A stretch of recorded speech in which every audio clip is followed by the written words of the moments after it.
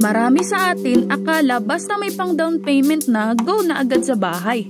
Pero ang tanong, handa ka na ba? Hindi lang sa pera, kundi sa commitment?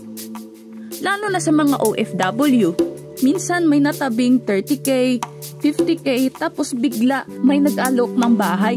Down payment lang daw muna kaya kaya mo na raw yan. Syempre, parang okay, pero hindi lang down payment ang usapan dito. Ready ka ba sa monthly amortization after? Kaya ba ng income mo kahit may emergency? Iniisip mo na ba ang location, peace and order at future plans mo? Ang bahay, hindi yan flash sale. Hindi lang ito kuha ngayon, bahala na bukas. Hindi mo kailangan magmadali para lang masabing may investment ka.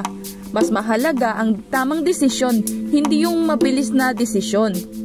Kung gusto mong pag-usapan ng tamang timing, tamang location at tamang process, nandito kami para sa'yo.